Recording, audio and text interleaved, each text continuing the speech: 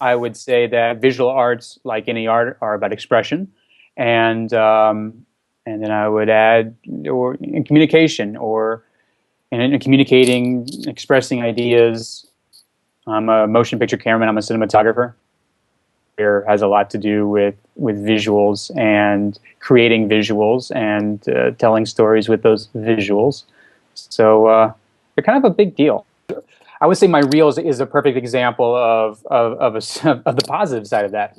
When I started doing this, when I got in this business, I learned how to edit on 3/4 inch tape, and my first reel was on VHS, and my after that it went to DVDs and having to burn them off and running racing to FedEx and to get them off in time to get to New York, get to LA, or get to wherever. And I mean, these days I can on demand I can provide through Vimeo or which is what I use to serve my reel, but through YouTube or through QuickTimes or file sharing or it's fantastic. You can have a spot to someone. You know, it used to be you get a call and you say, hey, have you ever shot this car? Have you ever, in commercials at least, have you ever done this, done that? And you would then go assemble your mustard reel, which is not a really example, but your beauty reel, your hair reel, your car reel, and then you'd have to send it off. Whereas now I can, if I'm not working that day, I can sit down and in a few minutes have a list of spots cut and send them off, send a link off to, hopefully have the job by evening. So aesthetically, another something else that's derivative of technology is at the turn of the century, at the beginning of the 2000s, you had the DI process, which is the digital intermediate process, became a much more practical and an affordable thing to do on most movies, and all this, you start seeing all these films which are shot on film, and they're now going through a digital process, and you can start color correcting as you could on video when you were presenting for video, but this is for film outs and for lasering out to film. And all of a sudden you started seeing lots of very yellow and orange skin tones, and all of a sudden you had a very warm look.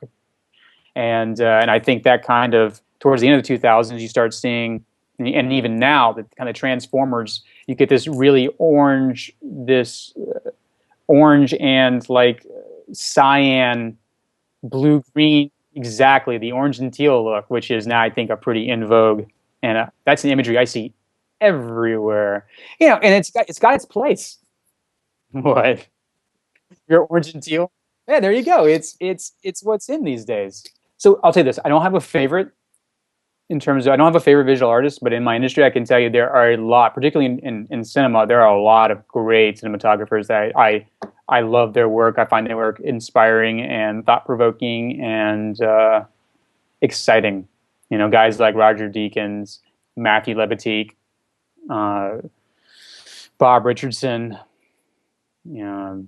Freddie Francis, Freddie Young, like a lot of guys. In terms of style, I mean, obviously cinema, motion pictures. I mean, as a kid, I was the kid that sat in the third row in the movie theater and got excited when my face lit up and watched the grain sparkle and watched the magic happen and wanted to be part of that world. So I love. Well, that's the truth. I love. I'm one of those kids who grew up with the camera and always wanted to do that. So my dream came true. I love looking at 19th century, 18th century paintings.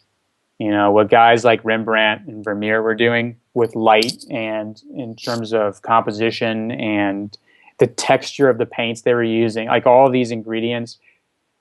Like you can stand in front of these things and you get lost in them. And that's the kind of work I aspire to. And beyond that, I think you get inspired by everything. Lights on trees. Graffiti. Brian Bertrand inspires me.